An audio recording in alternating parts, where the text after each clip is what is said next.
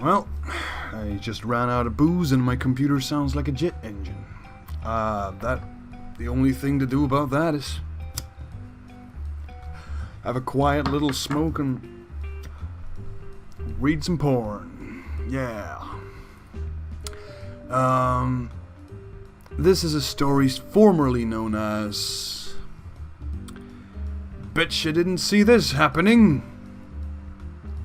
but has been rebranded as A Siren and Her Spitfire. Very poetic.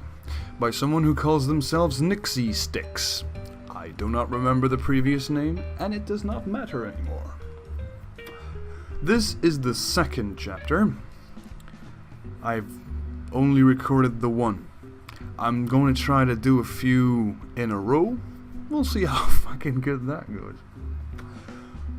Welcome to the uncut version of whatever the fuck this is. A Siren and Her Spitfire, Chapter 2, Sleeping with Sirens. Spitfire stumbled into Adagio's apartment, trying not to bump into anything while she walked. She kept fumbling before bumping straight into the wall. Ow! Who put you there? She whispered at the inanimate wall. You're an idiot. Adagio sighed as she grabbed her hand, guiding her through the small apartment to her room. Even when she was drunk, she knew where she was going, surprisingly. And you're hot, you know that? Like really, really, really fucking hot. Spitfire slurred her reply. I know, I'm gorgeous. Keep going, we're almost to my room, you fool. Adagio laughed to herself as they passed Aria's room. It's silent as the bitchy girl inside slumbered. Sonata's room was the opposite. It was filled with the loud snores of the sleeping siren inside. As they rounded the corner to an orange door plated with Adagio in the dead center of it, Spitfire kicked it open drunkenly. You fucking idiot! What did you do that for? Adagio whisper screamed at her, obviously worried that the athlete woke her sisters. She didn't want them knowing she brought home someone, let alone someone like Spitfire, even if she was drunk.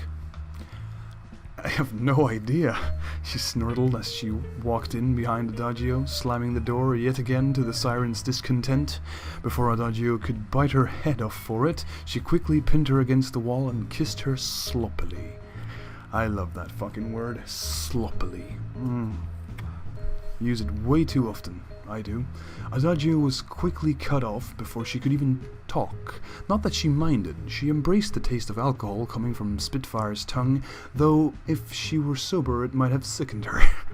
Spitfire pulled away from Adagio, breathing heavily. She grinned as Adagio's eyes filled with lust, determined to give her what she needed. But not yet.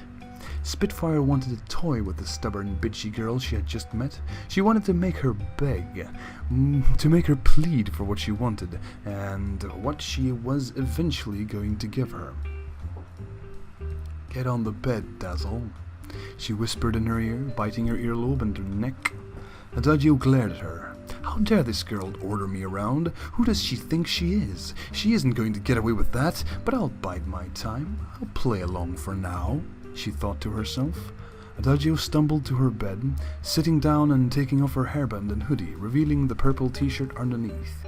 She looked at Spitfire, who was staring intently. Adagio grinned, unbuttoning her jeans and kicking off her shoes. Like what you see? She asked smugly, keeping her trademark grin on her face. Oh yes, yes I do, very much. Spitfire smiled as she stared at the girl's chest. Spitfire threw off her jacket, it landing in some random area of Adagio's room. She stripped herself of her shirt and jeans, kicking her boots off to the side. By the time she was attempting to unclasp her bra, she noticed Adagio staring her down like a lioness does its prey. She decided to give her a show. Spitfire slid off her bra straps, continuing to reach behind her back to undo her bra. It took her 2 minutes to remember her bra clasp was in the front, not the back. After an embarrassed grin and a returned eye roll, she slid off the article to reveal her C-cup breasts, moving to her thin laced panties. Spitfire tried tried taking them off. Spitfire tried taking them off while Spitfire tried taking them off while walking to Adagio. She tripped, face planting on the Siren's floor. It took all the Siren's power and self-control not to burst out laughing, thus ruining the night and possibly waking her sisters. Without a word, Spitfire slipped off her panties and pounced Adagio, starting their third makeout session of the night. Spitfire started to grind her naked body against Adagio, only adding fuel to the fire that was burning in their loins. She broke the kiss only briefly to remove Adagio's shirt, pleased to see she hadn't worn a bra. "Expecting this, were you?" she asked with a slight smug tone. "Shut up," was all Adagio could come up with as a comeback, her mind racing. Spitfire just grinned as she unzipped the girl's jeans, sliding them off her slender legs with little help. Spitfire slowly crawled up to Adagio's hips, staring at the damp crotch of her panties. She slid further up, biting the hem of her waistband and slowly pulling them down, inch by inch, trying to get a rise from the obviously anxious girl above her.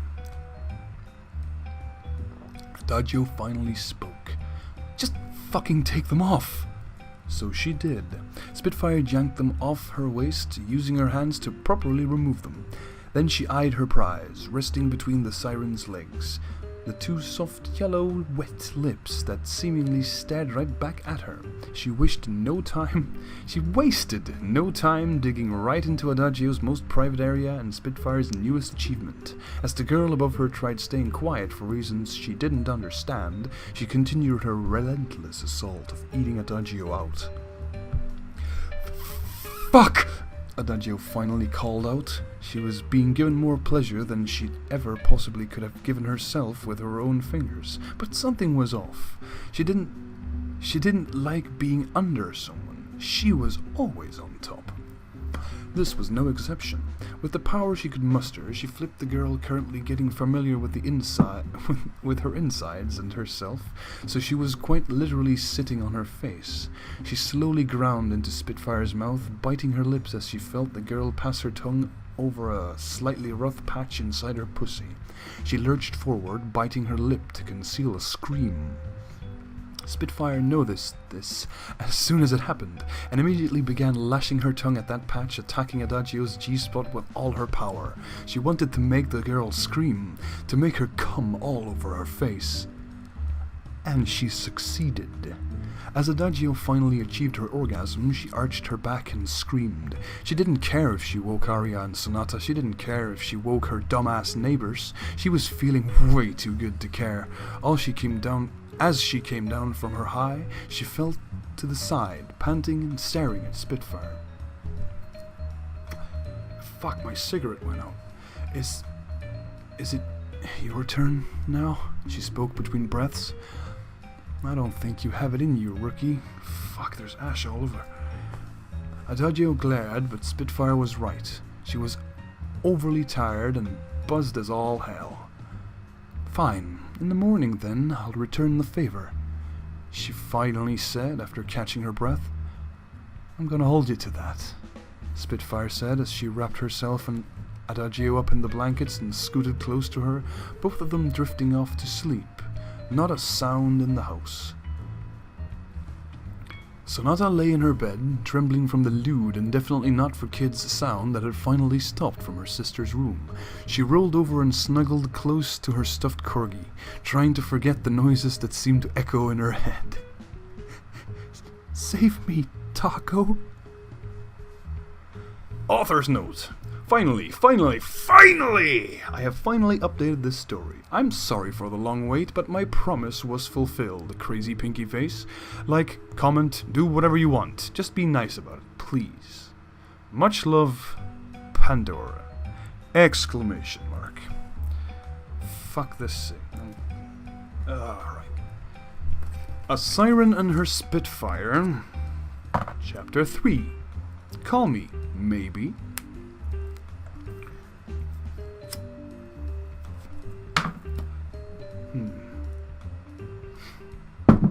Adagio woke up, the sun shining on her face. The sight of her room a mess was enough to make her groan. She thought about getting out of bed before the staggering pain in her head made her regret even allowing her mind to think. She rolled over before she was stopped by an unfamiliar feeling in her bed. Skin. And it wasn't hers. More thoughts clouded her mind, again causing the pain in her head to be almost unbearable. Adagio had time to worry about that later. There was an intruder in her room, and she had no idea why. So she did the most reasonable thing she could think of. She kicked the girl beside her out of her bed and immediately leapt out to a safe distance.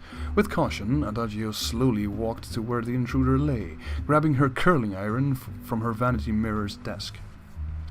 Spitfire had no idea what had happened, but she knew wasn't in her comfy sleeping place no more. No more comfy sleeping place for you. She was on the floor, her side hurting from the foot that had roughly kicked her out of bed. As she lay there tangled in blankets, she tried to remove one of the blanket from around her neck. When she released herself from the blanket's constriction, she looked up. She had enough time to process a silhouette, and a searing pain in her cheek from a blunt burning object smacking her face. Ow! What the fuck, man? Spitfire yelled at the girl who just struck her for no apparent reason. What do you mean, what the fuck? You're the one in my room, my house, uninvited. Now get the hell out! Adagio replied in the same tone. Uninvited? You brought me here! The girl sat up, holding her cheek. Don't be stupid. Why would I bring you home? You're not worthy enough to lick the underside of my boot.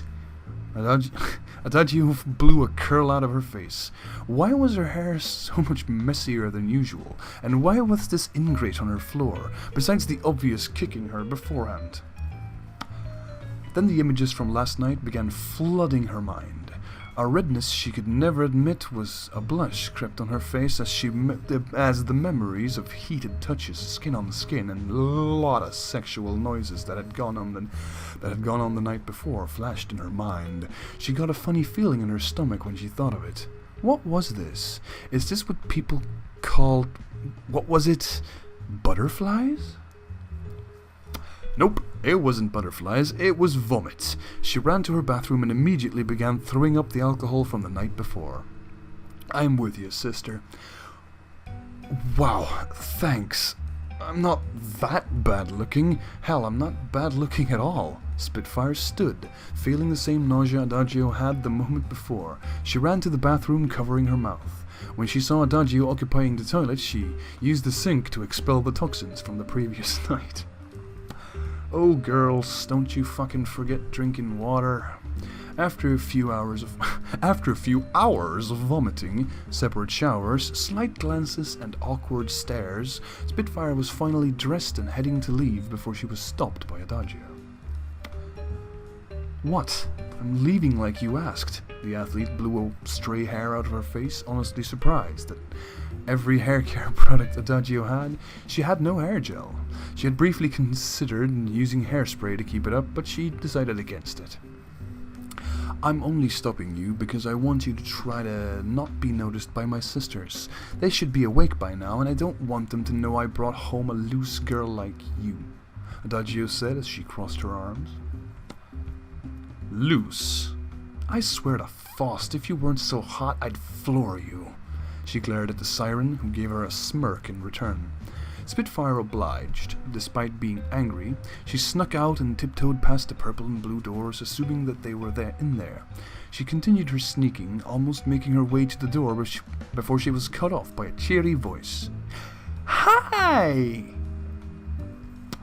Yeah. Spitfire spun around. A blue-skinned girl in a ponytail greeted her with a smile. As Sonata waved frantically at her, a purple-skinned girl stepped out behind her, grinning as she had just found the best black male on earth. Cheers. Oh, Dodgy brought home a new plaything, Adagio stated, giving a malicious grin. Plaything? Spitfire... Plaything? Wasn't happy, was it? Plaything? Spitfire glared at Arya, clenching her fists. Dodgy... Who the fuck is saying what? Dodgy already getting... Dodgy already getting rough? I mean, that is a pretty nice burn. I didn't know she used her iron as a sex toy. Arya continued, not at all acknowledging the fury in Spitfire's face. I do not! Adagio came flying down the hall, sliding in front of Arya with so much precision that it scared the three girls. Wow, Dodgy, you got here you got here quickly, Sonata said in awe, admiring Adagio's sliding skills. Spitfire looked at the three girls as they all argued, staring at them as she slowly backed away towards the door. Adagio watched as Spitfire bolted out the door. She went back to her room to think over the night before. She didn't remember the girl's name, but she remembered all they did. It was nice, she could admit. She almost wished she hadn't slapped her with her iron. Almost. She noticed the jacket on the chair by her bed. It was too old and worn to be hers. She would have tossed it by now. Adagio saw the ironed-on patch and the name Spitfire on it. Without a second thought, Adagio gathered the jacket, stuffing something into the pocket. She left the apartment and started down the 4 stories of stairs.